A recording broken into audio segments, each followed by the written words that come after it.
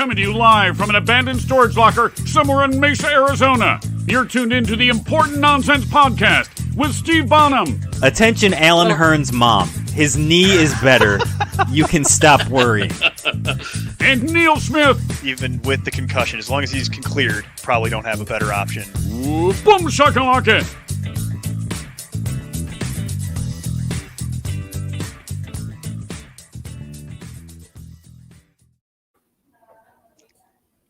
Hello.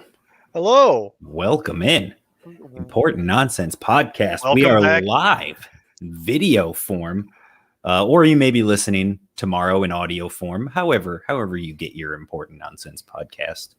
But yeah, we're excited for this. So Neil, you've had the reins of this 32 and 32 series, so you go right ahead. I was like, welcome back, everybody, to the Important Nonsense Podcast. 32 teams in 32 days. Thanks for sticking around with us. The conclusion, the wrap-up show. I am Neil Smith, a.k.a. Homeless Jafar, joined as always by my friend Steve Bonham. This has been fun, man. I'm glad the internet kind of bullied us into doing it this way, to be honest, because look, guys, it's a lot more work, to be honest with you. Like, straight up honest about it. It's a lot more work, but it's been good. It's been a lot of fun, and we get to stretch our legs a little bit on some of these teams and talking a little bit more and not trying to hurry through to get to maybe a team that people don't necessarily care about as much for fantasy purposes, and we can spend more time kind of walking around. So, so here's. It's been a good time doing this, and I think the weirdest part about it is actually today, as we sit here and do this one, because we've already done the 32 teams. This is technically day 32 still. So yes, technically it's 33 shows in 32 days, but it's also going to air tomorrow in the podcast world. I don't know. That's the only part that's throwing me through a loop, but everything else, I think, working out pretty well. Yeah, this is welcome to show 32.5 is, I guess, the good way to talk about it. Sure, yeah. And by the way, check us out at importantnonsense.com and importantnonsense.com/Patreon. Yes. Check out our Discord.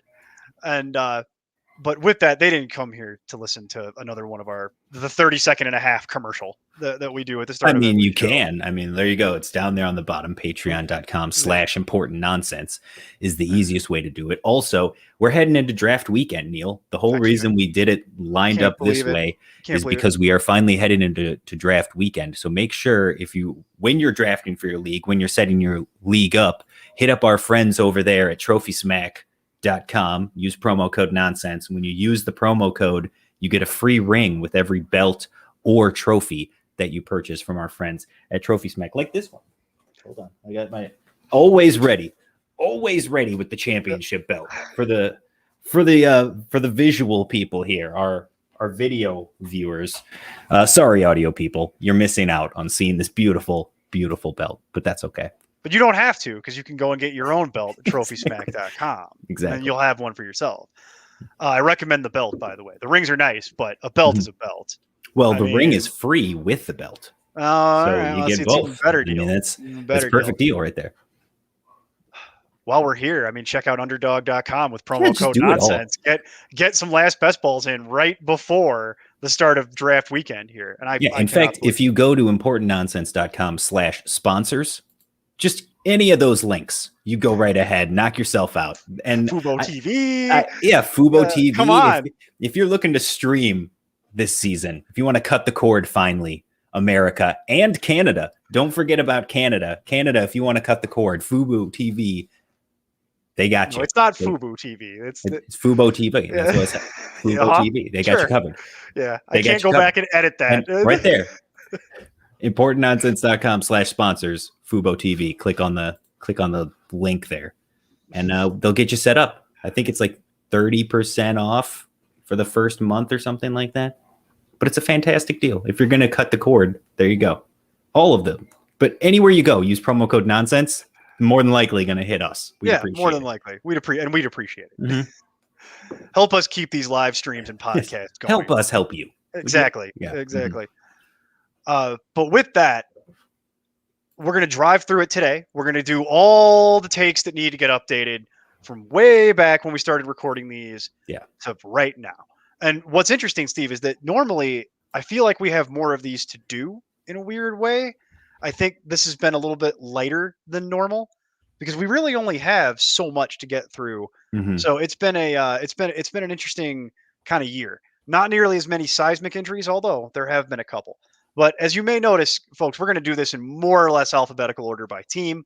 So we're going to go all the way back and start at the A's, and then we'll work our way through the end of the alphabet here. So starting off in Atlanta, weirdly, this just happened like an hour before we sat down to do this. So this is a fresh ad, folks. It worked out. This is borderline breaking news. We referenced in Atlanta that Mike Davis will be your starter and that we were trying to identify backups. We referenced Javian Hawkins, who was there, who is no longer there. We referenced any number of folks that might be your backup running back for the Falcons. And turns out all of it was wrong.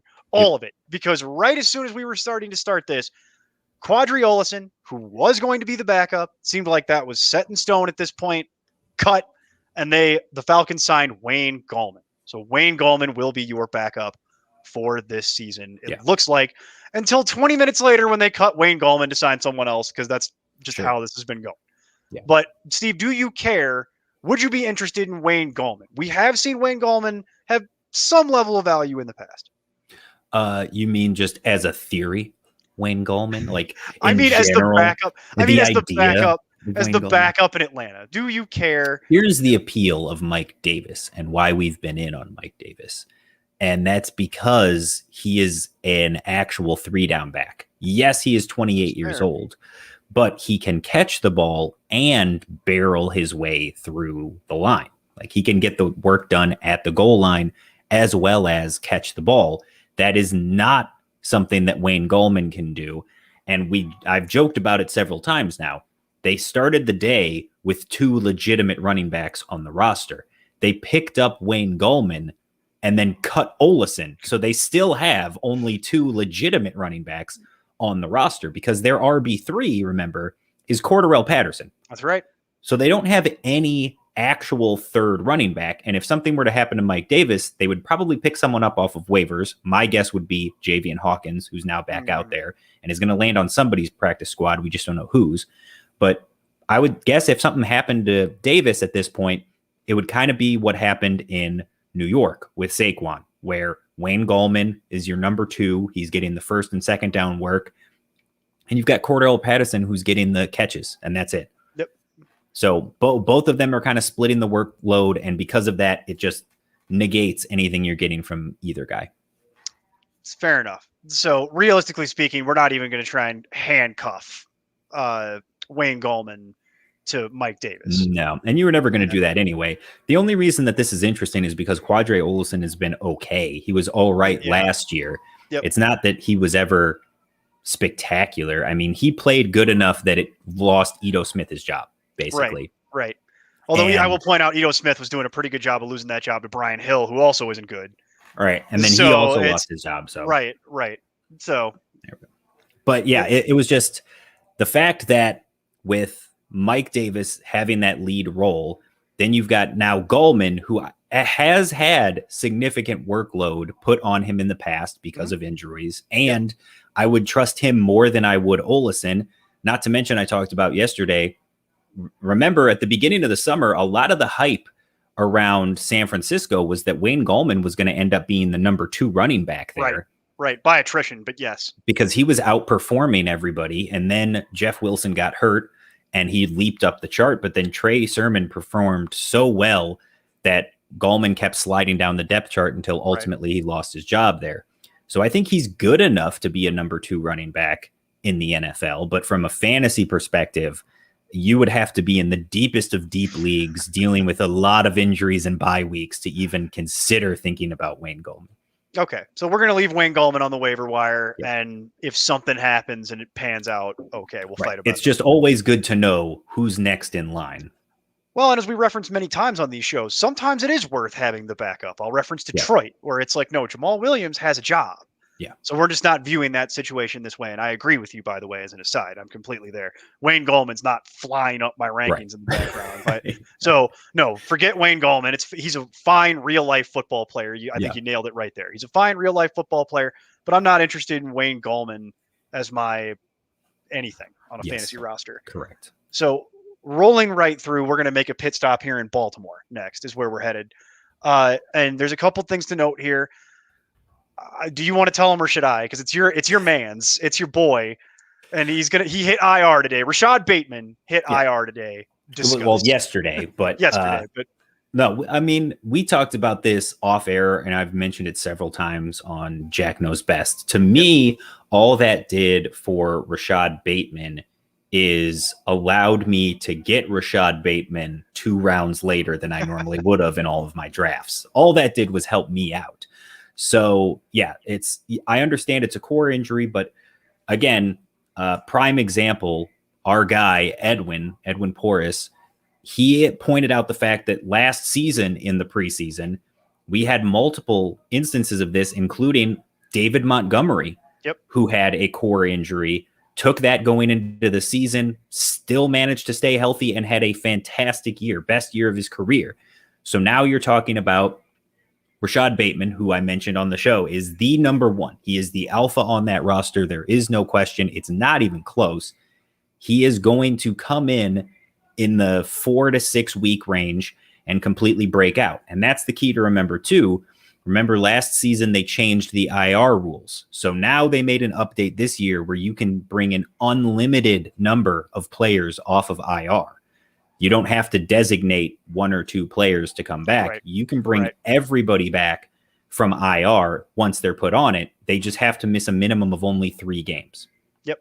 So if you're put on PUP, the physically unable to perform list, you have to miss a minimum of 6 games. The fact that he got this injury a few weeks ago, and now coming into the season, they don't put him on PUP, but instead they put him on IR, means that at most he's going to miss 4 to 6 games. And for me, I'm thinking it's going to be closer to the 4 range. He's a player you should have back in October. And if I can get, based on ADP, if I can get Rashad Bateman right now in the 12th, 13th round, chef's kiss. I'm loving life. It's largely where he should have been going as a rookie anyway. So this is just kind of, to your point, it's deflated the balloon now on the Bateman love train that frankly, well, you know what? Let me be fair. He was going 12 to 13. I was taking him in the 10th. Yeah, I know. That's you. Me. That's you. So now I can get him in the 12th or 13th. Right. But the regular general public will be getting him in the 14th, 15th round near the end of the draft. And that's okay. You go right ahead. You wait, but I won't. Make sure you get him. I'll get my top 36 wide receiver in the 12th round. That's fine. Well, it's very possible because as we've talked about before, that depth chart at wide receiver is So with Bateman going to miss this time, I think all it really does is that Sammy Watkins is back from whatever he was dealing with at this point. I think it just means he'll be more involved for the first couple of weeks of the season before something inevitably happens to him. And that's really the key.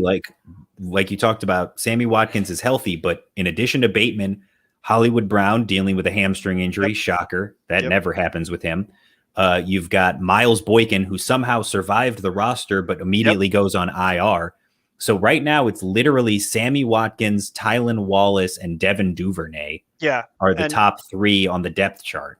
And Tylan Wallace didn't have the camp that a lot of people were hoping for. Right. So he's been struggling so far by all reports. And Devin Duvernay, at this point, from the sample size we have, it's not, I wouldn't call it a complete, the jury's not out totally yet, but from what we've seen on the sample we have, both last season and then from camp this year, Devin Duvernay just might not be good. Right. It's entirely possible that Devin Duvernay just isn't good. Yep. So the reality of the situation here is that basically Sammy Watkins is probably going to be the most involved. And you and I have talked, they can really only support one meaningful wide receiver with how many pass attempts they're going to have and you got to account for Mark Andrews gets his. So within that, it's like you can really only support one maybe like 1.5. Right. And so for me right now, for the first 4 weeks, that basically is Sammy Watkins with him being the only one effectively healthy. Right. And that's it. And by the way, don't draft Sammy Watkins. Yeah. Because it's still, even with that, it doesn't matter. That's how little I think of Sammy Watkins. He's going to be the one effectively on this team for 4 weeks, and I don't care. Yeah. Even being the one, like, are you confident starting him the first 4 weeks at all? No. Only week 1. No. Like, even, I would say if you're playing. You're not even going to give me my joke? Yeah, only week 1. Week 1 Watkins. Week 1 Watkins, even in that situation, it's like, you know, the way we have done all of this, right? 12-team league where you've got a quarterback, 2 running back, 3 wide receivers, and a flex. Yep, and a flex. Yep. in that situation, PPR league, yes, I would say Sammy Watkins is the number one on that roster, probably slots into the 37 to 48 range as a flex at wide receiver the first 4 weeks. But once everybody gets healthy, no thanks. And then you can't, it's not even something that you can sell. That's something you have to use for a couple weeks as a flex and then cut. Like the only reason I think it would make sense is if you got Rashad Bateman, had an IR slot in your fantasy team, which you should have, by the way. Yeah. And then you play Sammy Watkins as your flex. And when Bateman is healthy, you make the cut, reactivate Bateman. You just treat your roster like the Ravens. And it doesn't need to be Bateman. That's just an example. But in that scenario, I'm with you. If you get Michael Thomas, for example, and you have an IR slot, move Michael Thomas into the IR slot. Well, I say Bateman because that's really the correlation. Like as long as Bateman's out, that's how long he's useful. Whereas with Michael Thomas, he's going to be out longer than Sammy Watkins' shelf life. But it's only but the Sammy Watkins shelf life to me is only 4 weeks anyway. So if I just need a Band-Aid, it doesn't matter the length. I'll use him for 4 weeks and then cut him to pick up a different Band-Aid. I don't care so much about that. I would care more about it too if this was like the middle of the season. Well, but I'm saying by 4 weeks, there'll already be guys popping on the waiver wire at wide receiver. Yeah. Well, that's what I'm saying. Like, I would care more about this mid-season than I do right now because we're heading into draft weekend. Most people haven't drafted their teams yet. Why do you need Sammy Watkins to fill in for somebody if there's no buys for the first 4 weeks and you're drafting your team now? If you're drafting a team that needs to play Sammy Watkins week 1, I think you've done something wrong. Probably. More than likely. More than likely. You've overextended yourself. So, look, even then, we've covered it. There's no reason to draft Sammy Watkins. Don't do that. Yeah. If you want to pick him up off the waiver wire for whatever circumstance, okay. For 4 weeks. For 4 weeks. And then cut him. Yeah. And then who knows? Beyond that, it has no value, and it's not tradable, to your point. Right. The only other thing of note in Baltimore, and this is actually the bigger note, I think, is from when we recorded the show to now, J.K. Dobbins ruptured his Achilles, and I'm sorry, did he tear his ACL or rupture his Achilles? I believe it was the ACL. I'm thinking of Cam Akers. Dobbins tears his ACL. He's out for the year. That happened about a week ago. Why Harbaugh had him in a preseason game at any level is beyond me. That's the thing I've been telling people is like, don't take it up with me or Fantasy Jesus. Take it up with Harbaugh. Yeah. Why? Don't talk to me like I know. Right. Like why? Like I've had this question asked to me. 10 separate people have asked me what I think about this, and I'm like, do I look like Jim Harbaugh? Go talk to Harbaugh. Right. I don't know what he's doing. Why is he out there in this preseason game that doesn't matter when he's like year one? Doesn't matter. Tears his ACL. He's out for the year. So at this point, the Ravens running back room has gotten a lot ickier, frankly. That's not a scientific term, but it's meh. Oh, yeah. So now Gus Bus is your starter. Gus Edwards. A lot of people like the Gus Bus. He's got his own little fan club out there. Yeah, I love that. There you go. All aboard the Gus Bus. That's what it is. And I'll start with this, Steve, because you and I talked about this like last week when this happened. Yes. And you'd asked me directly, where are you going to put Gus Edwards in your rankings? And I said, well, I got J.K. Dobbins at 25. So realistically speaking, Gus Edwards can't go much higher than that. Yeah. And I'll tell you, I landed on a number. It's 27. Okay. So I knocked him down a couple spots, but it's mostly because running back itself in rankings has had some attrition and some weirdness. Yes. So I can't crater Gus Edwards too much lower than that. Nope, but I can't put him ahead of J.K. Dobbins. And I will address all these people that think Gus Edwards is now suddenly a 3-down running back. It's the only way I can unpack it. That seems to be the argument is Gus Edwards. J.K. Dobbins gone. Gus Edwards must now be a 3-down back. That is not correct. Right. That's not how NFL rosters work. Don't do that. Because I know it's a logical leap to make, but it's not actually. It's a logical fallacy. What's going to happen here now is that in reality, there's going to be a committee in Baltimore of which Gus Edwards will be the main member, but now he will be sharing time with Justice Hill. And I was going to say Tyson Williams is the one people don't know yet. I was going to start with Justice Hill because Justice Hill's a familiar face to a lot of long-term fantasy players. Largely been underwhelming. But the one that people will need to get familiar with is who you mentioned, Tyson Williams. And I think let's talk about those three. And then there's one thing to close on with around pass catching. But of those two guys that we haven't mentioned, obviously Gus Edwards is what it is. What do you want to do with any of this, Steve? What do you want to tell people? So first of all, I will tell you where I'm at. I am right there with you. I had Dobbins at 26. I have Edwards at 28. Okay. So yeah, again, I'm right in line with you. Hairs. Yeah. Right. We're seeing this basically the same way. I'm also with you that I'm not of the mindset that this is suddenly going to be just Gus's job. I don't know where people are getting that from. I think the funniest thing to me about that analysis is I've seen people point out the fact that last year between J.K. Dobbins and Gus Edwards in Dobbins' rookie season, Dobbins was seen 56 to 57% of the snaps, and Edwards was seeing the other 43. That it was a share already a committee between the two of them, which is kind of why we were out on Dobbins. Well, they murdered Mark Ingram in week 1 because it was going to be theoretically a 3-headed monster, but that ended so quickly. But Edwards was getting so much run, same with Dobbins, that they were kind of sharing the job already as is. Now we roll into this season, and people were saying somehow that Dobbins was going to finish as a top 12 back. I don't know how that's possible. Top 20, maybe, but that's, I think, the ceiling. And you're talking about that is scary to me. A lot of what you just said scares me. But now they're flipping it and saying last year, Gus Edwards saw 45% of the snaps when Dobbins was there. And he was a top 30 back. Now Dobbins is gone, so it's wheels up on Gus Edwards. What are you talking about? You literally just said the number one running back last season had 55% of the snaps in Baltimore.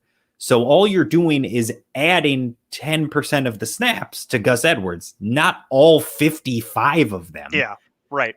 The other 45% of the snaps are still going to go to someone. We just don't know who. And that's the thing, is people are just automatically assuming that Edwards takes over that role. But remember, he is not a pass catcher.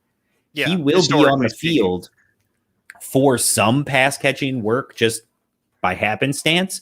But for the most part, it's going to be a third down back. It is likely going to be a 3-headed monster. But like you mentioned, Tyson Williams basically has played so well. He was on the practice squad with Baltimore last season.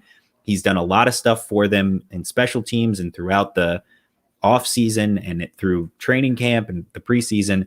And now he played so well over the summer that he leapfrogged Justice Hill to the point that he is the number 2 on that depth chart now. So he is going to be the primary pass catching back on third down. I think there's a legitimate shot that Gus Edwards keeps the exact same role he already had, those 45% snaps, and that 55% workload that we're talking about with Dobbins being gone goes to Tyson Williams and Justice Hill splitting that work. Right.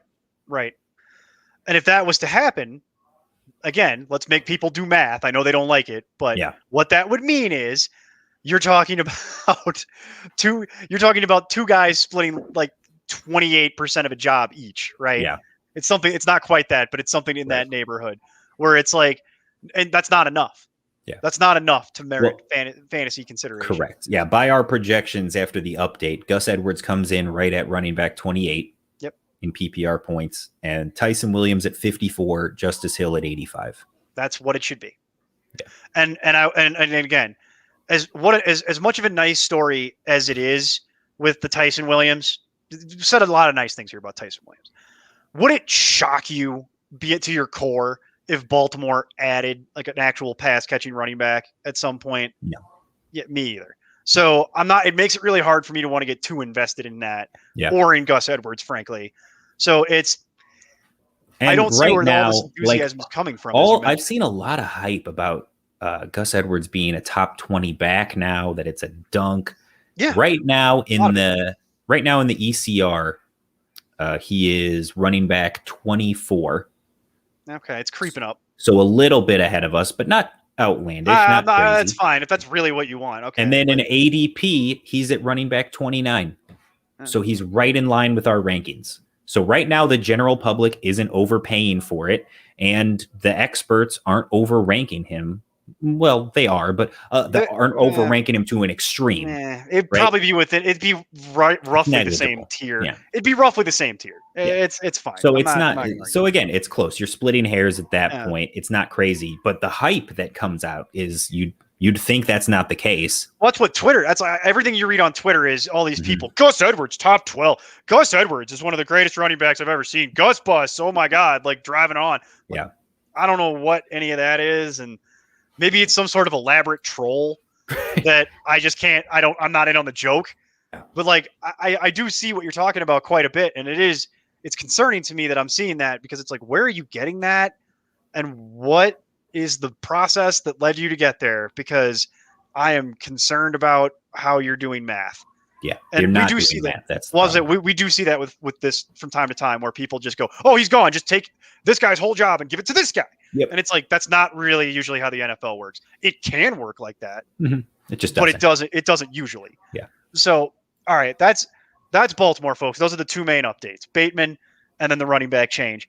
So from there, we're gonna swing around into Buffalo real quick. So there was one update with Buffalo, and it's not very long. Effectively, Zack Moss has separated himself now as the RB1, the true RB1. Yeah. Devin Singletary, it's not a 1A, 1B thing with Devin Singletary. Yeah. Zack Moss is now the starter. Devin Singletary is the backup. And I wouldn't even go that far. I would say Matt Breida is the backup. Singletary has been that bad.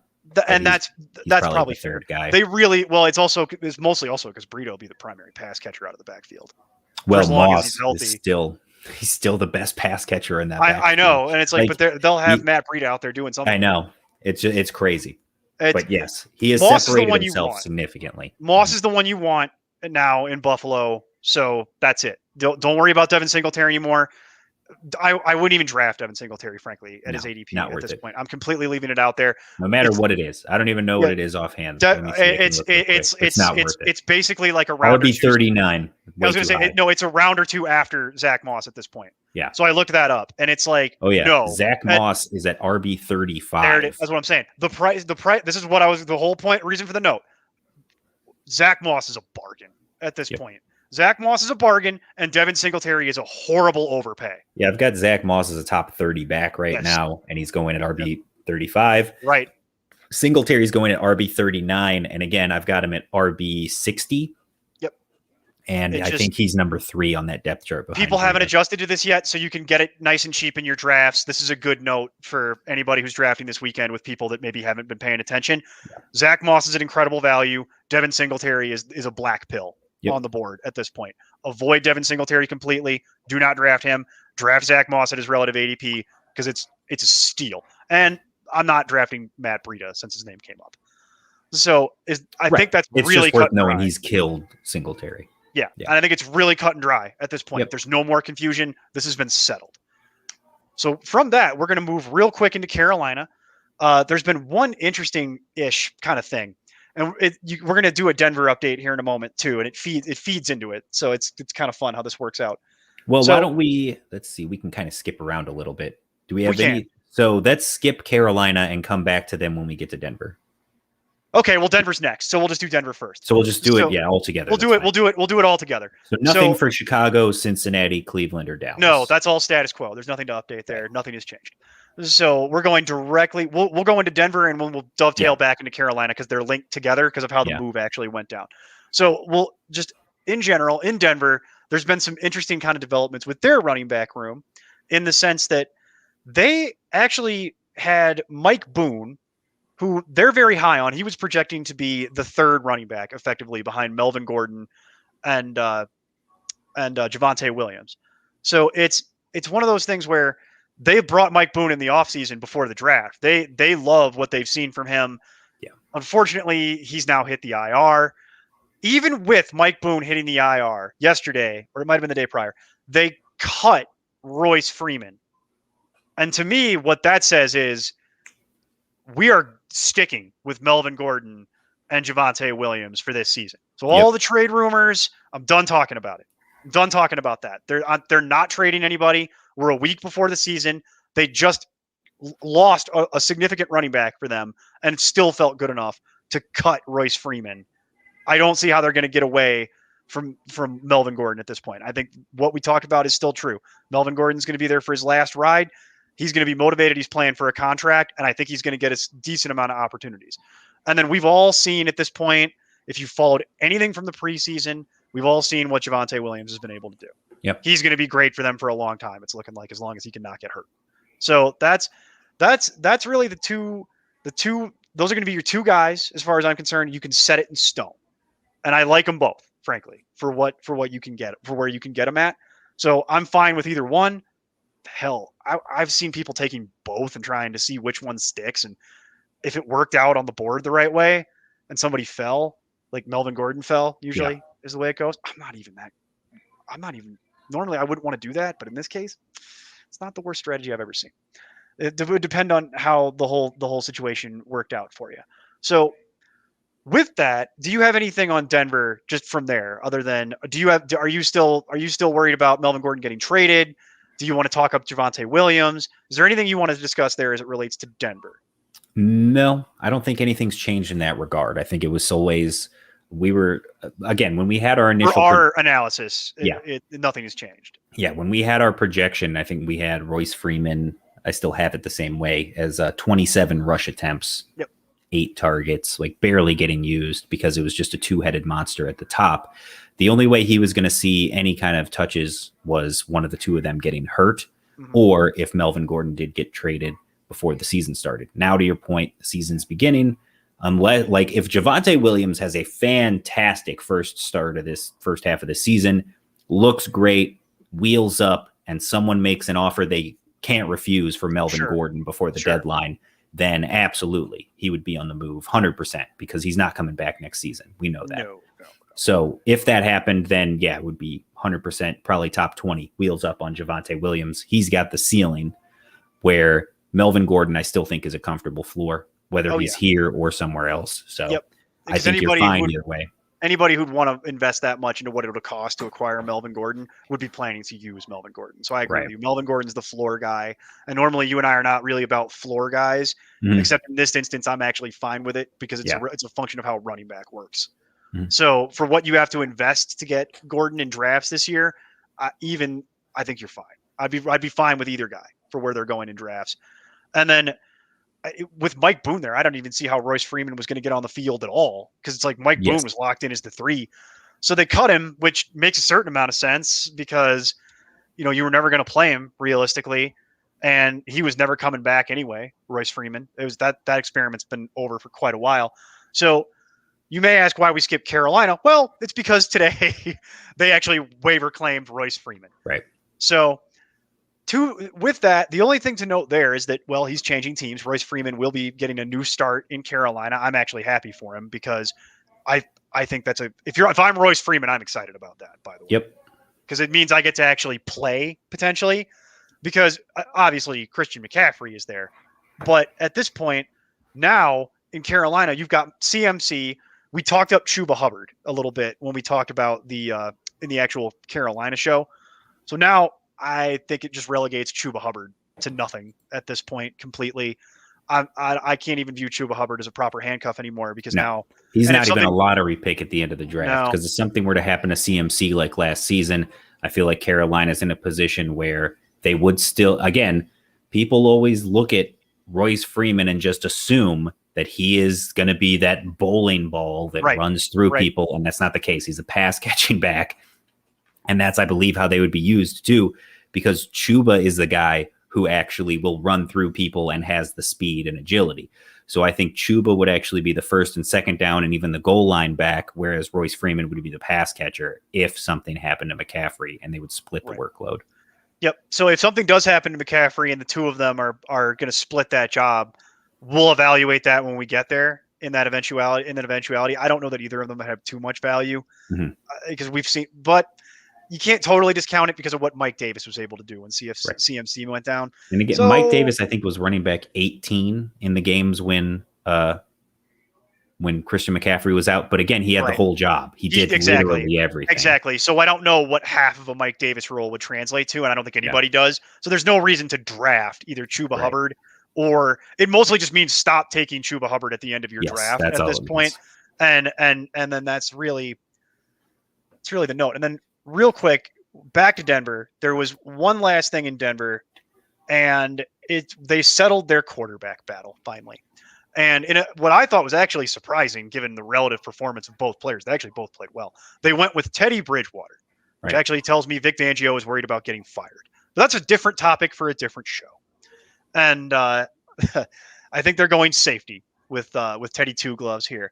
And for what we've discussed, I think the only thing that's really relevant here is the general industry consensus on this news has been, okay, move Jerry Jeudy up a little bit, move Courtland Sutton down a little bit. Right. That's been the general industry consensus. Mm-hmm. Did you make a similar adjustment in your rankings? So the adjustment that I made is instead of Courtland Sutton leading the team in targets, now it's Jerry Jeudy. But again, before it was Sutton had 111 and Jeudy had 103. Now it's Jeudy has 111 and Sutton has 103. So they literally just flip-flopped in targets, and that's because of average depth of target, where, Locke likes to throw the ball further down the field, and Bridgewater likes to throw it a little bit more underneath. But because Sutton is the deep guy and he's the possession receiver in the middle of the field, he actually has a bigger yards per reception. Yeah. He has a greater range of outcomes. Again, I see all the Jerry Jeudy hype. I get it. I understand it. He's a fantastic player. He's talented. He's very talented, but just watching him play, seeing what he does and how he's used, it screams Juju Smith-Schuster to me. Oh, yeah. He's going to be used underneath. He's going to be used in the slot. He's going to get moved around the field, but primarily you are hoping that he's getting those underneath routes and collecting a lot of receptions in PPR. Yes. Yeah. He has a chance to have a top 20 season in PPR just from pure volume. But again, you were able to have a top 10 season from Juju because he had all that volume. Hell, you got a top 20 season out of Tyler Boyd one year because he had 150 targets. Right. If you get enough volume, even the worst receiver in the NFL can have a good season. Okay. But Jerry Jeudy, I think, is going to have the volume. He's going to have a productive year. It's just the ceiling for me is still Courtland Sutton. I will go back to our discussion on the Denver show where I talked about, like, we were having the debate last season where it was, is it Courtland Sutton or Chris Godwin? Who's the second year receiver that we're going to see break out? Who's the guy that's going to have the big season this year that you want, that's going to finish top 12, that's going inside the top 20? Sutton gets hurt, misses the year, and suddenly he's dead. Right. Suddenly he doesn't matter anymore. So I think Courtland Sutton is being completely slept on. He showed off, like, we were being told that he looks terrible, that he's still injured, that he's still nursing the injury, that he's going to come back and he's going to struggle out of the gate. And then we saw him in the preseason game making those ridiculous cuts and the catch in the end zone for the touchdown. And he looks fine to me. I think he's going to have a great year this year. I was going to say, I think the adjustment that a lot of people are making is an overreach because they love to typecast Teddy Bridgewater as an Alex Smith level game manager, early career Alex Smith game manager who couldn't throw the ball more than 7 yards. Right. And that's not Teddy Bridgewater.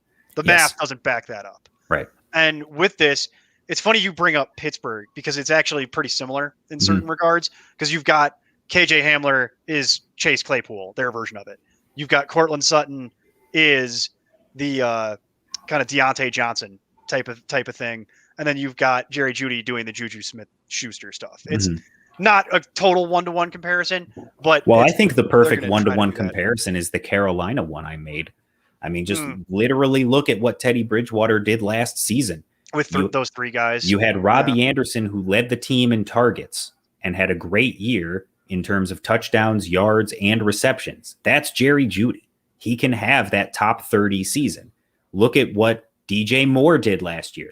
People think DJ Moore had a terrible season. He had almost 1,200 yards. I was going to say, he broke 1,000 yards. He had 4 touchdowns, which is why people hated on it. But it was the largest yards per reception in his career. He had 18.6 yards per reception with Teddy Bridgewater as his quarterback the entire season. And then you had Curtis Samuel, who had the greatest season of his career, playing out of the slot over the middle. That's Noah Fant in this offense. Right. Who's nursing a leg, but apparently is going to be fine. Right. It's either Noah Fant or KJ Hamler. It's one or the other. Yeah. But either way, Teddy Bridgewater was just a quarterback last season for Carolina, played 15 games, and supported 3 wide receivers who finished, we talked about, 26, 27, and 28 in PPR scoring last year. They finished all right next to each other. So he supported 3 guys. I feel like he could very easily do that with 2 studs at wide receiver in Denver. Yeah. The rumors of Courtland Sutton's death have been greatly exaggerated. People need to stop being so scared, or don't, and I'll just get all the Courtland Sutton shares to myself. So if people you're playing with are scared about Courtland Sutton, profit off it, because you couldn't have predicted what happened to him happening last year, and I can't predict it again. So I think just wheels up on all of that. Let's move out of Denver though, and let's stop in Detroit real quick. So Deandre Swift is actually still dealing with a groin injury. We teased this several times that we were going to talk about Deandre Swift, so we got to do it. The haterade that is being poured all over Deandre Swift, baffling. I got to look at this now too. But the big note here is that, well, he is still dealing with a groin issue, and they are a little concerned. It seems like he's going to be available for week 1. This does seem like the kind of thing that might be lingering with him through most, if not all, of the season, potentially. It's a groin injury. It takes time, and you're going to try and play through it. You're probably going to be dealing with some discomfort. That's one of the concerns that I've been able to identify, so we can set up this conversation for why the hate train on DeAndre Swift is happening. That's one. There's one other thing that I think is inescapable in this, and that's Dan Campbell. Yes. And Dan Campbell is either a moron or a genius, and I can't tell which yet. Oh, it's the first one. He's one or the other. He's either former. Real dumb, or he's the smartest individual ever. He's either that. It's either he's an idiot or he's an Andy Kaufman level genius. It's one or the other. The perfect summation of it was they asked Dan Campbell about, first of all, Swift didn't play the preseason. Then they asked Dan Campbell about Swift's availability for week 1. And he said, well, we don't know. He's still got to clear some hurdles. He's still up in the air. We'll see. He's still dealing with the injury. Like a day later, the beat reporter for Detroit posts DeAndre Swift making cuts, looks amazing. He's scored 3 touchdowns so far here in practice. Really questionable for week 1. Yeah, like really, I did. Yeah. So that is telling you everything. He's coming from the Sean Payton tree of, I'm not giving you any information. Like, you can shove it. I don't need to tell you anything about my team that's happening here. That's what he's doing. So I think this is literally nothing. I think that DeAndre Swift is fine.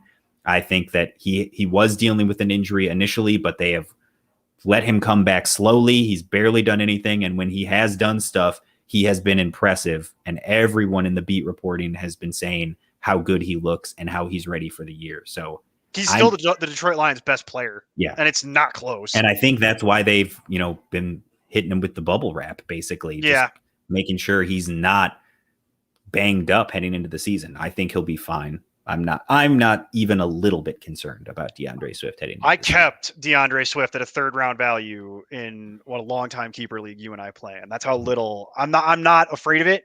My only note here is I'm a little more willing to go and get Jamal Williams in my draft. Sure. That's really it. That's all it did. But even then, it's not, because right now there's not much discussion. Swift, it just bumped up Jamal Williams like 2 spots. Swift right now is at RB17 in ADP. That's criminal. That should not be. And in fact, he's going. He's not only is he RB17, but on ESPN he's RB20. Well, that's these are the same people though that have CEH at 14 though. Sure. So but whatever. He's got Swift is at 20 on ESPN, 17 for just the general overall consensus. And then Jamal Williams is going at RB40, RB41 on ESPN. So if DeAndre Swift is your flavor, which he absolutely should be, that price point, then I would grab DeAndre Swift. And even if you're nervous about it, you can have Jamal Williams in like the 10th round. And they really love Jamal Williams for whatever reason. They're not shy about telling you how they feel about Jamal Williams too. We do too. I know, that's what I'm saying. But I'm saying we've historically done that, and it didn't matter when he was on the Packers. Yeah. But now, given this situation, it seems like the feeling is mutual with his actual club. Right. So he's going to be out there. That's insanity. That's a criminal action, and people need to go directly to jail over this. If you do anything in your draft, get Deandre Swift at RB20. Right, you might just let's move on. We've spent way too much time on these. We have, but they're going to speed up now because we're going to go to Houston, and I don't want to spend any time talking about Houston. And no one should really spend too much time in Green Bay. Houston, it's worth noting. We talked about David Johnson and how he's not dead. He's not dead. He still has a role in Houston, but Phillip Lindsay is going to be the starting back. The way that we had it projected out was Phillip Lindsay and David Johnson split the carries, and then David Johnson gets a primary share of the pass catching work. Now, because it seems like they're going to have Lindsay on the field more for God knows what reason, Phillip Lindsay does lead the team in carries in our latest projections. Mark Ingram actually survives the cut. It's hilarious that they kept like 6 running backs on their initial roster because Houston Texans football, whatever. Because, they're going to run the ball so much. They got to protect all those leads. One of them was Rex Burkhead. You got to have a backup plan, right? Like for 10 pass catching running back. Yeah, just whatever. I can't. In PPR scoring, David Johnson comes in at RB41 for us now with the updated projection because he's going to lead the team in targets, and they're going to be so bad they're going to throw the ball enough that he is going to get work. And again, Phillip Lindsay, even as the starter, has never been the picture of health his entire career. Mark Ingram has never been the picture of health his entire career. Rex Burkhead is just coming off a serious injury. Yeah, and he's 30. It is now 30. So David Johnson could be in a position here where he's the last man standing in that backfield at some point and all of a sudden has huge value. So look, David Johnson is the third guy on the depth chart, technically speaking, and he's not going to get the lion's share of the work anymore, but he's still our RB41. He's still going to have bye week and flex usage at some point, and right now he's going basically like in a lot of places in industry drafts, I've seen him going near undrafted, but I can tell you with the general public, where is he going? In ADP currently, David Johnson... There he is, RB42. Yeah, so right in line with what we're which still is like the 12th round. Right. So at that point, it's kind of a lottery ticket. Anything past, as we've said a million times, anything 12th round and later is a lottery ticket. It's a lotto ticket. You're not going to count on it too much, and if you hit it, you keep it. So that's really it. I don't want to spend too much time on Houston. I agree with what you said. Let's stay in the division and go to Indy. That's the next one where we have to actually update. So we talked about Carson Wentz in the Indy show with the surgery he had to have on his foot. We had mentioned there was some optimism there, actually, because it would be the first time really in forever that he'd actually be able to play at full strength. He might actually be able to run around for the first time in a long time. And there was a timetable that was put out where realistically they were saying, best case, he'll be back around week 5, week 6, something like that. Well, apparently it's going better than expected because now he's actually been removed from the COVID list. He seems like he's going to be on track to be starting out there week 1. That's the latest reports. Yeah, he's practicing and could be ready week 1. Are you worried about them rushing him back possibly a little bit too soon, or do you think that maybe he just healed well? No. Yeah, I would be worried about them rushing back if when I say rushing back, it's that like he's not taking any reps. Mm-hmm. He's not getting in any practice. He's not doing any training, and he just kind of gets thrown back into the game and is just playing for the sake of playing. Right. Whereas he's been doing non-contact drills for the last 2 weeks. Yes. And over the last week, he's been practicing in full with the team. He threw 40 passes the other day. So he's out there doing everything you'd expect him to if he's going to be the starter. So I think he'll be fine. I think it's wheels up, and it's back to our initial projection on the Indianapolis Colts, which is Carson Wentz plays 16 of the 17 games. Taylor has a top 12 season. Michael Pittman is an adjustment. Before we were talking about, well, hold on. I was going to say we're going to have to talk about that properly because we'll just mention it. T.Y. Hilton hit IR. Yeah. So he's going to miss a minimum of 4 weeks. at this point, and that's minimum of three. Minimum of three. But yeah, could be back as early as week 4. He could be back as early as week 4, but he's got a neck injury. Is the injury he's down with? And again, same thing where he could have been put on PUP if he was going to be out 6 weeks. So by putting him only on IR, that's saying they're optimistic he'll be back in 4 or 5. So we covered that. So the Michael Pittman adjustment you mentioned has to happen. Yeah, but also because the room is less crowded. Yes, and we talked about it when we talked about the Colts initially, that it was basically put Paris Campbell, Michael Pittman, and T.Y. Hilton in a hat, pull out a name, and that's as good of a guess as we have at who the number 1 wide receiver is going to be. Pick your favorite. And now, from what we've seen, Michael Pittman is the clear one. Yes. Like, it's not even close. T.Y. Hilton was the 2 and got hurt.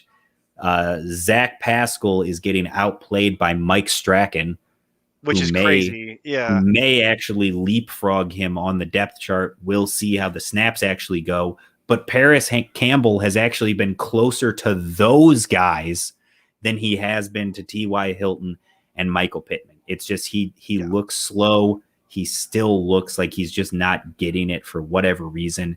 Well, he hasn't played enough. What has he played? He's been in the league 2 years. He's played like half a game. I think he's played like 4 games total. It's ridiculous. It's ridiculous. There's no way. I think he's been a lot of hype, but I think Michael Pittman is going to be the guy for sure. He's someone we loved coming out of college, and now he's got a chance to be a second-year breakout. He's going to be the number 1 whether Hilton is there or not. Yeah. But with Hilton gone, he's definitely the clear-cut 1. I think the biggest problem is what we talked about with Michael Pittman last season is how does he handle the number 1 corner coverage? That's what I was just going to get into. My only concern with this is that he'd be higher if I felt better about how is he going to deal with the 1 coverage. And I wasn't too concerned about it when T.Y. was out there as a distraction. But now I hope Strachan is really good because holy cats, man, Michael Pittman might have a tough job ahead of him.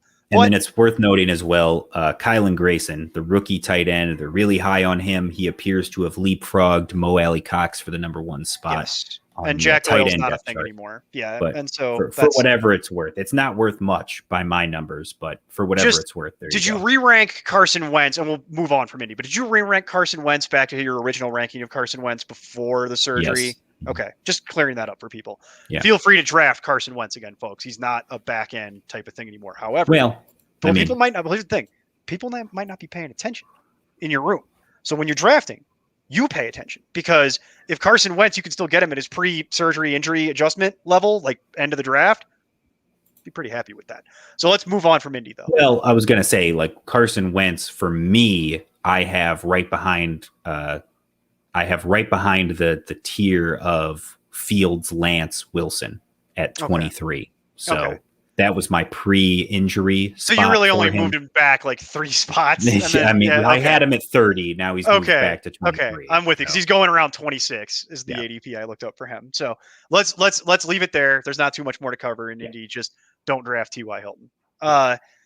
And let's go right into Jacksonville. A lot of AFC divisional updates here. Everybody in the same division.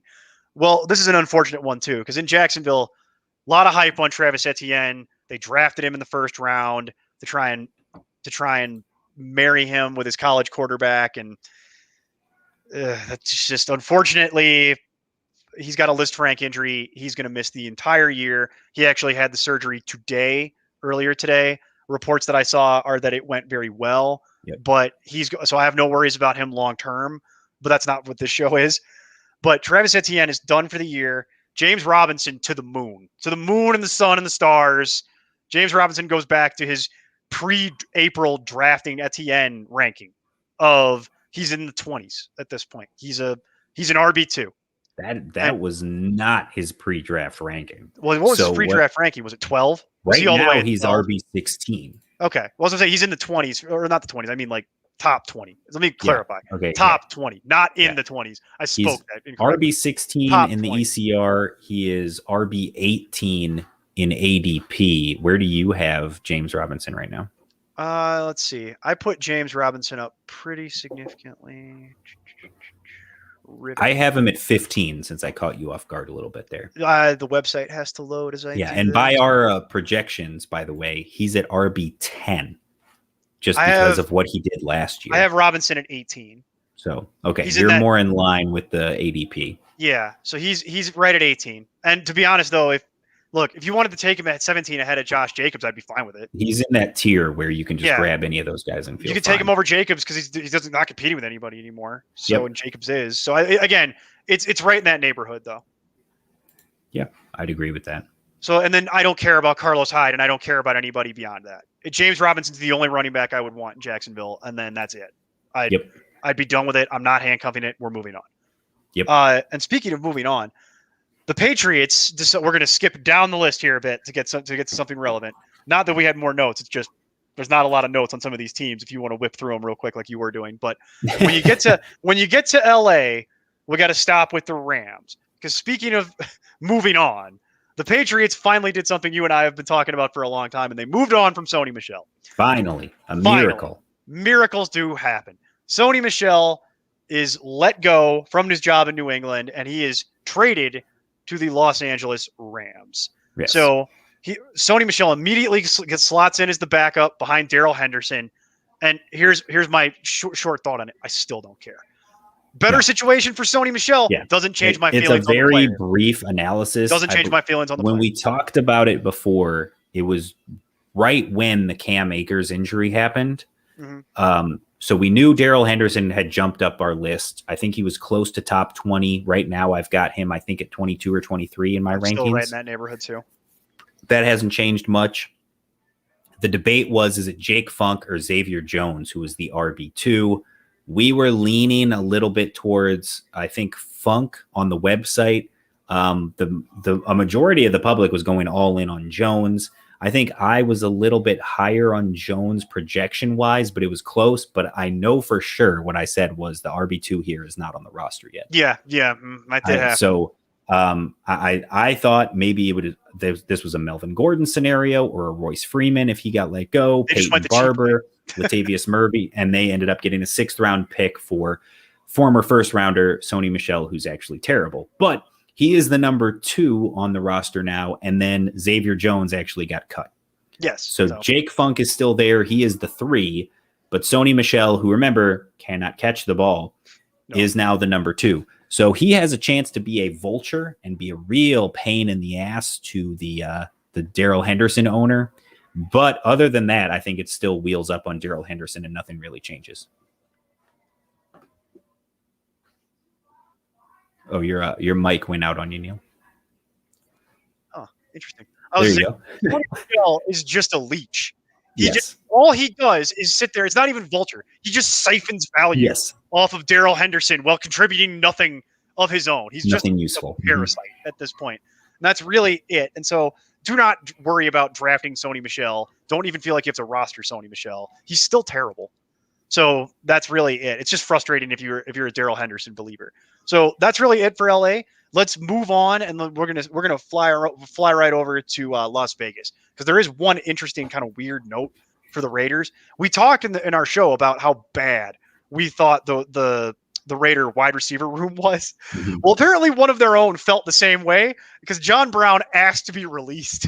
Yeah, and they granted it. So John Brown wasn't happy reportedly with being effectively the 3rd wide receiver on a team that's likely not going to win anything. Yeah.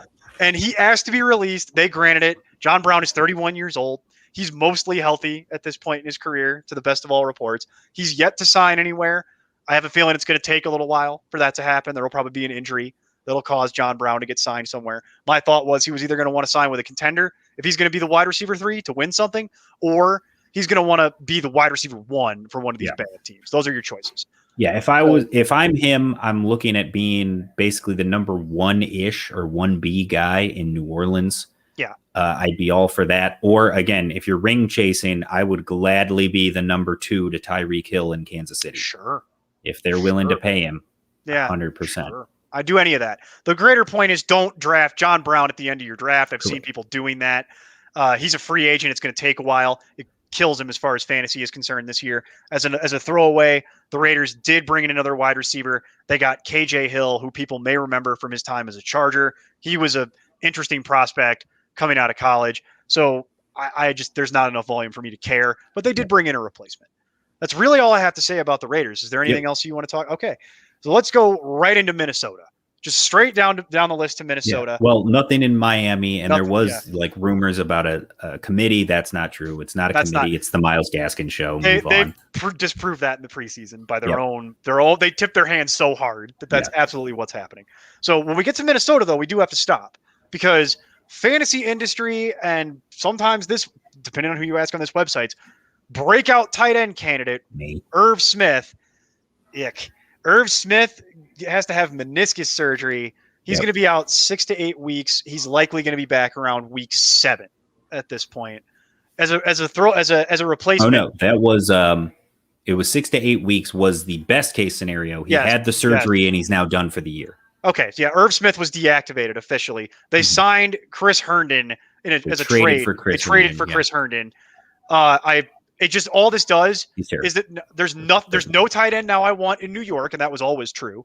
And now there's no tight end I want in Minnesota, and that's now also true. So there's just less tight ends to go around than there already. And again, Chris Herndon is the one that people know and the name to note. But if you're looking for a touchdown dart throw on Minnesota, it is actually Tyler Conklin. Correct. That's actually the name you want to know. Correct. He's the guy that's been there, knows the system, has the rapport with Cousins to the point where people were concerned that Smith wasn't going to be able to break out because Conklin was going to have a significant red zone role. And they were talking about this being similar to a Atlanta situation where Irv Smith had been playing a lot lined up in the slot and they still had Conklin in line as the inline tight end. So they were playing both of them at the same time, just not in a 12 formation. It was as a wide receiver. Yes. And now that's just now that's out the window. There's just nothing. You don't want the tight end in New York, and you realistically don't want the tight end in Minnesota. Yeah. And that's it. It's over. But all that does is there's no wide receiver 3 that matters. So to me, all it did is it gave extra checkdowns to Dalvin Cook. Yes. And it reinforces that he's a top 2 guy. And possibly an even greater focus on the 2 wide receivers that actually matter in Minnesota. Yeah. That's it. That's all it does. Maybe Adam Thielen doesn't regress. Maybe Adam Thielen gets to stay at his pace. I feel a little bit better about it, to be honest. But that's it. I'm not too worried about anything there. And again, I'm sorry if you drafted early because that stinks. That's awful. Speaking of awful, Cam Newton. We're going to move right into New England. This whole scenario has been talked about ad nauseum by the media because it's the Patriots and it's ESPN and it would be. Yeah. But effectively, Cam Newton is released from New England. And that's an interesting situation because it's the first time we talked about it on our preview show. Belichick has never started rookies. He just doesn't do it. It's not a Belichick thing. It's not part of his philosophy. Well, first time for everything, folks. Cam Newton has been, frankly, there was a tweet about that as well, where it was like, Bill Belichick never spends money, and he spent the most money in the offseason. I saw that. Bill Belichick never drafts a rookie quarterback in the first round. He did that for the first time. Bill Belichick never starts rookies. He's starting a rookie. He's going against everything he's ever done. And I love all the decisions. It's pretty great. They talked about a lot about why was Cam cut? Was it because the vaccination status, and the club denies that. As I say, I wouldn't worry about that. You actually talked me off the ledge about that in the background before that news ever came out, because then I read Belichick's actual quotes when he was asked those questions that I was posing to you, and he answered more or less how you thought he would, where he was like, "You think I'm in here mandating vaccines for people?" I'm paraphrasing, but that's more or less what he said on the situation. So that's not the reason why he flatly got outplayed by Mac Jones. So anybody who wants to talk about, it's because Cam Newton's a headache and blah, blah, blah, blah, blah. Some of that may be true, but it's not relevant. It's not the reason. Mac Jones played so well that he outperformed. I was going to say he outperformed Cam Newton. And I think we had a little bit of a lag there because your audio just suddenly jumped. No, you're good. It's I was just going to say, here's the part that I don't get. So Cam Newton, I feel like, was still fine. Cam Newton had a productive preseason and an off season. It was just cheaper. It was cheaper to go with their guy, and you get a full season to see what he can do. They've always believed in Jarrett Stidham. He's still there as the backup, so you're fine with that. So they're going with Mac Jones. They're going to see what he's got, and especially look at the beginning of the year. They're starting with Miami, and Miami's beat up. So we're gonna get to see Mac Jones against Tua head to head in week 1. We get to see Mac Jones against Zach Wilson, the 2 rookies in week 2, and then you get Mac Jones against Tom Brady in week 4. Right. So it's going to be very interesting, the storylines for the first few weeks with the Patriots. But to me, I thought it was odd that everybody was saying, oh, it's completely wheels up on everyone in this offense now that it's Mac Jones instead of Cam Newton. To me, it didn't change anything for the wide receivers. This wide receiver room stayed exactly the same way it always has been. It's Jacoby Myers is the one.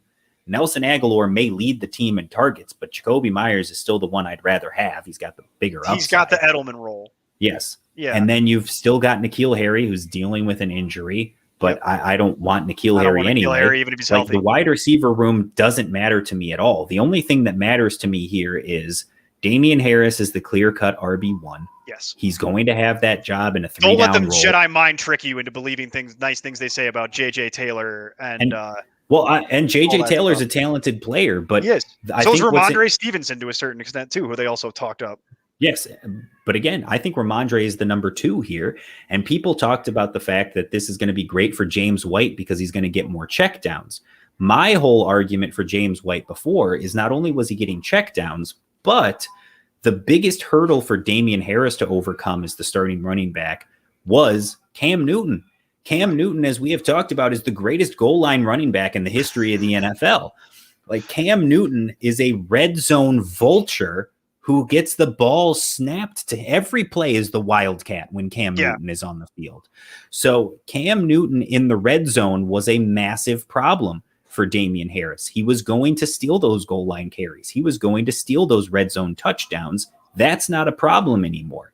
And for James White, when they're running that wildcat, when Cam Newton is in there in the red zone, that was James White's best usage in the red zone, was them running the option and Cam Newton pitching him the ball and giving him an opportunity to score. That's gone now because you have the statue of Mac Jones in that backfield instead. So now you're dealing with Damian Harris in the red zone. It's a 3-down back. Yep. Ramondre Stevenson is the clear-cut number 2 who's going to get the carries. And James White will still have a role, but to me, it's significantly diminished from what it was before. I think the biggest winners here are Damian Harris. Well, that's undisputed. Because he's going to get the red zone carries, and Jonnu Smith, because he's the biggest red zone threat that they have. Hunter Henry also gets a slight bump up, but Jonnu is the guy for sure that they're going to use in the red zone. That's Rookies always need a safety blanket. Usually it's a tight end. Yes. Jonnu is a safe bet. I get the logic on both. I'm not ready to kill James White because I think when they go hurry up and he's got to catch a bunch of dump offs as they try and run down the field. That's where I think James White will still have a role. But to your point, you can't. How far could you murder James White any further when he was already down in like the 50s borderline, like late? So it's like I'm not really overly concerned about that when you were already getting him at such a value anyway. Yeah. That if you were willing to do it at that with Cam out there, I bet you're still willing to do it with Mac Jones because it's not going to cost you much. Yeah. And if you're right, all you wasted is like a 12th, 13th round pick. You cut him. Yep. It's a lottery ticket at the end. I'm really not worried about it too much. I wouldn't overreact to it is my greater point. And as far as Mac Jones for fantasy purposes, are you actually interested in rostering that? Yeah, no. Okay. I just think he's good enough to not crater out the skill position guys. And hey, at some point for bye weeks and something, check him out on the waiver wire. I'm sure he'll have a good matchup at some point. All this did was he was undrafted for me before. Yeah. And now he's moved into that tier because he's actually starting. I actually have him one spot ahead of Justin Fields. He's at 20. Sure. So, but it's not something I'm particularly interested in. I think I'd rather have Fields, for example. Yes. I feel better about that. Yeah, I think there's a bigger ceiling. We talked about that. And it weirdly might not be cheaper because of the hype train on Fields, but I'd still rather have Fields. And so realistically, that covers New England. We're not going to spend time talking about the defensive stuff on the internet. Doesn't matter. Go look that up. Go look that up yourself. The last stop on the train, though, we got to stop and talk about New Orleans. We've talked about New Orleans so much in the background. Everybody's talked about New Orleans. New Orleans is a weird nightmare world right now of nobody knows anything, but we avoided the worst case scenario because the worst case scenario was Taysom Hill as your starting quarterback, as we talked about on the show, and then everything goes in the gutter and you begin again. But they saw sanity. Some level of order has been restored here. Some level of sanity will reign. Jameis Winston was named the starting quarterback after the final preseason performance where he came in and looked really good. He looked like old Jameis, looked like vintage Jameis, the Jameis that was a blue chip prospect coming into this league out of Florida State. The guy who was a like one of the best prospects. I remember they're going to unleash the crab legs. That's right. They're gonna they're gonna get Jameis out there. So thank God for that. That some level. Now listen, Taysom Hill will still be out there doing his Taysom Hill stuff. That's not going to stop. He's still probably going to take 15 snaps a game. You think 10, something like that, and he'll run the Wildcat and do his thing. But I don't think it's going to be a Florida situation where they used to run 2 quarterbacks. I don't think we're there. I think it's Jameis's job until he proves that he can't handle it. And who knows when that'll be when it happens. But thank God, because it means wheels up for me on Alvin Kamara. Jameis will throw those dump offs just like Drew Brees did, baby. Yeah. The wide receiver room is what it is, but it really just impacts Alvin Kamara. You can feel good about taking Alvin Kamara. And speaking of Alvin Kamara, the other weird thing that happened here, we talked a little bit about how they had Latavius Murray still, obviously, but he's getting up there. They had Devonta Freeman. And we addressed that there was a weird rumor that came out that he might be on the roster bubble. Yeah. Odd situation. Well, that's continued. They did cut Devonta Freeman, so that cleared that up. Latavius Murray did make the final 53. They decided to not move on from him. But what's very interesting is the growing smoking reporting that's going on around Mr. Tony Jones. Yes. Tony Jones is projected to be the RB2 at this point, is he not? Yeah, Tony Jones Jr. was a special teamer last year, and he has shined this entire offseason to the point where he is the RB2 on the depth chart currently. It's weird. So Tony Jones is your backup running back to Alvin Kamara. He's just like Latavius. Like, he can catch the ball. He can run between the tackles. He's coming out of Notre Dame, second-year player now. So he had a good showing his rookie year on special teams, and they apparently liked what they saw because, they have him on the depth chart right now ahead of Latavius. I'm sure if something happened to Kamara, Latavius Murray would still have a role, but it is no longer a case where it is going to be a 3-down Latavius Murray show if Alvin Kamara misses any time. So he is no longer the handcuff you want. Stop overpaying for Latavius Murray, because I'm actually just not drafting Latavius Murray anymore. Yeah. Like, at all. It's over. Well, there's no point. It's over. Yeah. Latavius Murray is not draftable anymore, but you can get, if you want Kamara and you actually can get him, the nice thing about this is you can get Tony Jones for nothing. Well, here's the problem. Latavius Murray right now in the ECR is RB 49, ahead of Alexander Madison, one spot behind Phillip Lindsay, who we already talked about as the starter. In his normal spot. In Houston. Yeah. And Latavius Murray in ADP right now, let's see, where'd he go, is also RB 49. Yeah. So he's being drafted still near the back end of drafts, but he's being drafted. And that's his normal home year on year. That's about where he is. Well, no, normally he's going 35 to 40. He's normally in that flex range. That's fair. He's usually the top part of 40. So he has tumbled a little bit, but not nearly as far as he should, because he should double off the page. Yeah. But you can get Tony Jones, I got to imagine, still for virtually nothing. We looked this up. Yeah, Tony Jones, people still don't even know who that is. Yeah, exactly. People still it hasn't even clicked for them. Like in the ECR, Tony Jones is 91 at running back. And normally the ECR is in line with ADP, because that's where ADP comes from. People draft off of other people's rankings. Yeah, Tony Jones is not even on the list of the top 120 drafts. So I'm telling you, if you're getting Kamara, don't even waste your time with Latavius Murray. Skip it. Take something else and get Tony Jones. Literally, you could get Tony Jones. You could do what I've seen people do.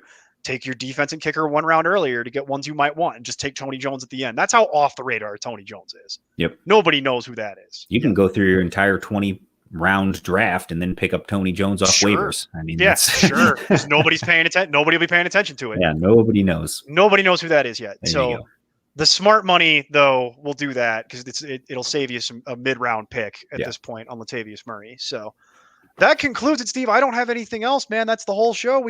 That's it. I mean, there's nothing. Again, a lot of the rest of the stuff here we've already covered more recently.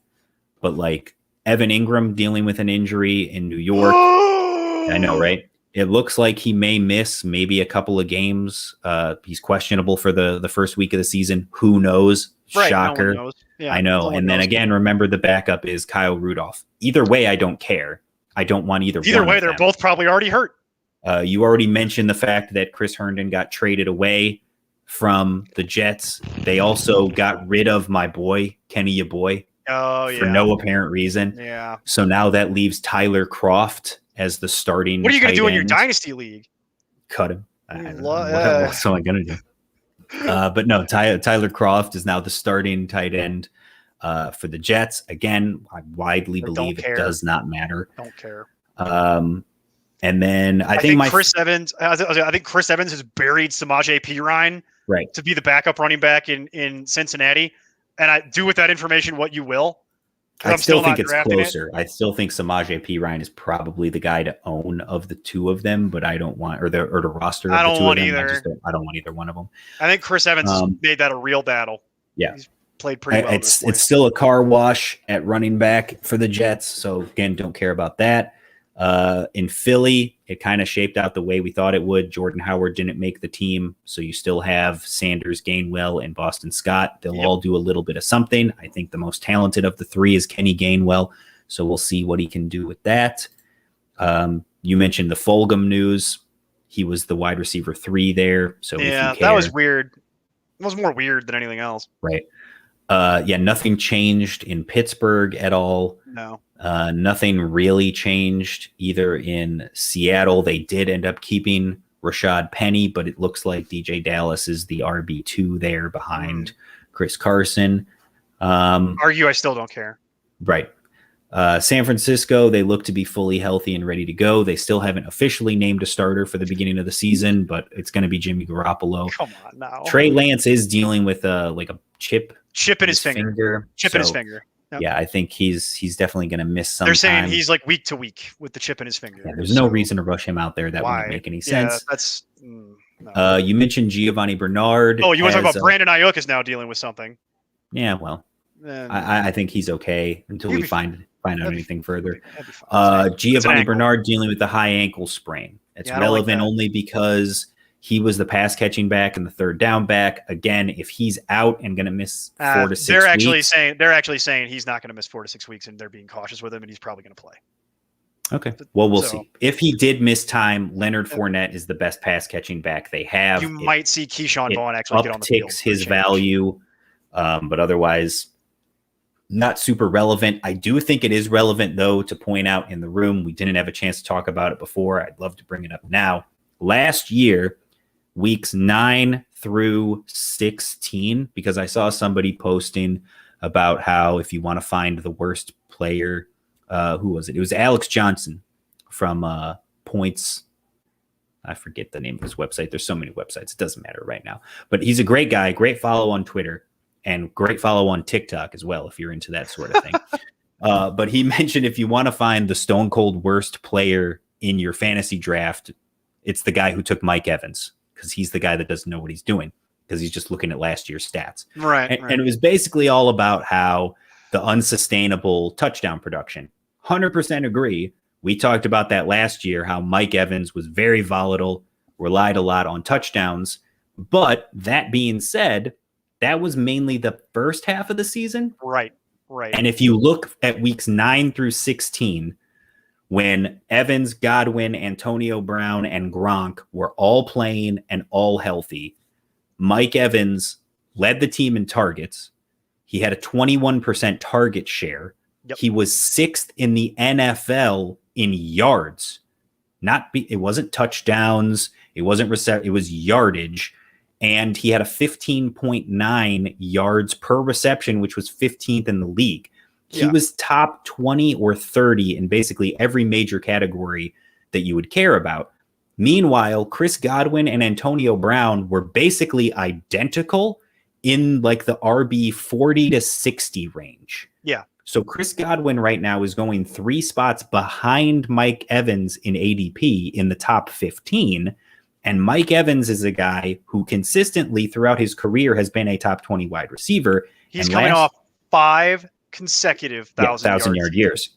5. And last season, when all of them were healthy and playing together with Tom Brady understanding the offense, Chris Godwin was the 4th guy on the team in targets. Yeah. He was the 4th option. He was the guy least valuable in fantasy when everybody was healthy and available last year. We noted that last year, the chemistry between Godwin and Brady all over him. Well, no, we noted it last year that the chemistry between Brady and Godwin just didn't really seem to be developing. Yeah. Whereas when you actually watch the games, he's looking for Mike Evans. Yes. He's actively looking. Well, you'd see him because he's like 6'5". It's like a tree running down the field. So it's like he's looking right at Mike Evans, and then he works through his reads. He's not doing what other quarterbacks have done there, where he's kind of spreading it around between them. No. Yeah. He's looking for Evans, and then he's going through his reads. And he seemed a lot more comfortable at various points just throwing it to Antonio Brown for the short yardage stuff, especially towards the end of the season once Antonio Brown started figuring out the offense. So yes. I'm right there with you. Godwin scares me. Also because he's never been the picture of health. Yes. So all of these things tell me that I really don't want to be trying to get wrapped up in Chris Godwin, whereas I'm much more likely to go back to the well on Mike Evans getting his 6th consecutive 1,000-yard season than I am on. Because of that, I've adjusted slightly. So I've got Evans right around 15 or 16, I believe, in my rankings. About average. Godwin has slipped out of my top 25, and Antonio Brown is into my top 36 right now. Yeah, no, that makes sense. I feel like that's going to be closer to the way it actually pans out. I think there's a better chance that Antonio Brown ends the season as the wide receiver 2 there than Chris Godwin. In the games in the sample we've seen, even in that one weird game when he played that one weird ass game in New England, Tom Brady loves to throw the ball at Antonio Brown. Yep. Loves it. All about it. Can't get enough of it. So I'm right there with you. I have concerns about Godwin, and I'm much more likely if I'm going to invest in a Tampa Bay wide receiver early, it's Mike Evans. And if I can get Antonio Brown at a bargain, I'm absolutely doing that. Yeah, I'm absolutely doing it. The only thing that can tackle Antonio Brown at this point is the legal system. Exactly. Miami-Dade, do your job. Otherwise, that's it. That's it. Nobody else can tackle Antonio Brown. I think that's it. Like, that covers everything. Nothing else has really changed in a significant manner since we talked about it on the show. Except for, it would be great if we could get more like people involved or listening from the league itself, but clearly at least the Detroit Lions are listening and watching because they also believe no more kickers. So yes. Thank you, Detroit. Get rid of all of that. Thank you, Detroit. We appreciate you for watching, listening. Just get Goff out there to do it. What are you paying him all that money for? That's fine. That last preseason game, because Jaime Fairbairn was dealing with an injury, the Texans had one of their safeties doing kickoffs and extra point attempts. And the Lions saw that and they were like, why are we paying a guy to do one thing? This guy's doing both. We can do that. I can get a special team safety to do this for $1.50. Why am I paying you? These guys are freaking geniuses. We can do that. Yeah. Well, they're in a similar state as Houston too. Well, I was going to say they're seeing what Houston's doing. Yeah. It's like, you want to see tanking? I'll show you tanking. I need that first round kickers. Pick, we need that first round pick, Houston. We'll out tank you. The only way they're going to score points this season is field goals. Oh yeah, I'll show you. We're not even taking field goals. I'm either going body. 4 and out or nothing. We're not kicking once. Over Dan Campbell's dead body, are they settling for field goals this season? They refuse. They're not even going for it. They're going for 2 even when they haven't scored the touchdown yet. That's right. That's all we're doing. Yeah. Again, Dan Campbell is either an Andy Kaufman level genius or is terrifying that he's got this judge. One or the other. I don't know which yet. But hey, let's let people get back to it. I think it's getting a little. We did it. We did 32 and a half teams in 32. We did 32 teams in 32 days, and then we did 32 teams in 90 minutes. That's roughly, right. All over again. Just did it all. Whip through it. But we got all the takes updated. I really want to thank everybody who's been tuning into these and listening to the podcast and interacting with us along the way. And gotten a bunch of positive feedback about it. So we really appreciate it. Yeah. And we'll keep doing it this way since people seem to like it. If you don't like it, be louder than the people who do like it. That's the way to get that done. The only other thing that I'll say is thank you everybody for coming along with us. We look forward to having you for the 2021 the easiest season. Way to tell us that you don't like it? Right down there. Yeah. Oh, there we go. Right down there. Yeah. Patreon.com/importantnonsense. And for $1, join the Discord and come yell at us and tell us what idiots we are. Come yell at us more or less to our face right here on Discord because we're a captive audience. I guarantee you, if you pay $1 and come into our Discord and say, "Hey, I hate this product," we will change it. Yeah. 100% guaranteed. But you'd be by default the loudest voice at that point. So there you go. And if you and by the way, just enjoy the holiday weekend. And people might think that I'm talking about Labor Day. I am not. I am talking about my favorite holiday of the year, draft weekend, baby. It just happens to be on Labor Day weekend. So everybody enjoy the holiday, draft well. If you have any last minute questions, at @nonsense_Neil, at @nonsense_Steve, or preferably join the Discord. Come have some fun with us. And absolutely too. I posted it on social media a couple times. I'm going to keep barraging people with it over the next week and a half, basically. But make sure you're following at @NonsenseFF on Twitter, at @nonsense_Steve on Twitter. It's my pinned tweet right now. Come join our DK League. Join the DraftKings League. Play along with us. Play along with Aiden, who's excited about this. Jack, Neil, myself. Yep. We're all a huge tournament. You set a DraftKings lineup every single week. You have a chance to win that right there, the Important Nonsense Championship. Be crowned the Important Nonsense Champion. If whoever the highest ranking fan is, even if you don't win the whole tournament and you don't win the belt, whoever the highest ranking fan is gets a year's subscription to the website next year for the free, and possibly a guest spot here on the show to talk to me and Neil. So just have some fun. There's a free entry as well. So even if you can't gamble or you're not interested in gambling, just come play the free DraftKings and have some fun with us. Try to win. Sorry if you live in Nevada. We tried. Talk to your congressman. Yeah, exactly. Well, I'll say that's not going to do much. Talk to the mafia that likely controls that whole situation. Talk to whatever corporation your congressman listens to. Yeah. We have a no politics rule. Broken already. Live TV. Oh my God. But thank you everybody for joining us. We will be back at our regular time next week. Week one. Getting ready for it. And until then, just keep up the nonsense.